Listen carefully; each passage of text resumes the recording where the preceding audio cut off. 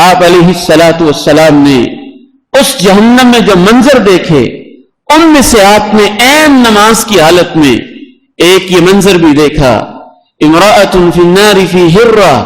امسکتھا، ایک عورت ہے لمبی تڑنگی ہے،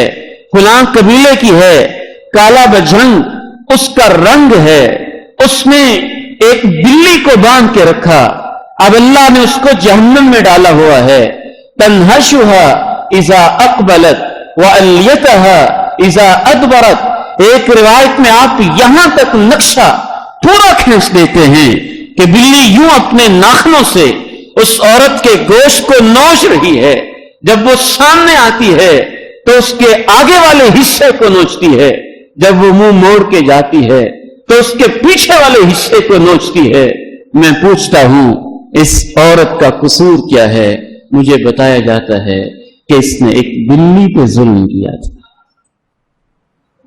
اس کو اس نے باندھ کے رکھا تھا۔ فلا ہی ترکتها تأکل من حشیش الارض ولا اطعمتها، نہ اس نے اسے چھوڑا کہ اللہ کی مخلوق اپنا رزق خود سے تلاش کر لے، جب اس نے باندھ کے رکھا تھا تو اس کا فرض تھا کھلاتی پلاتی، نہ اس نے اسے کھلایا اور نہ اسے آزاد چھوڑا کہ اپنا رزق خود تلاش کر لے۔ امام ابن العربی رحمہ اللہ تعالی فرمایا کرتے تھے، اے کلمہ پڑھنے والے مسلمانوں، تمہیں سوچنا ہوگا جو اللہ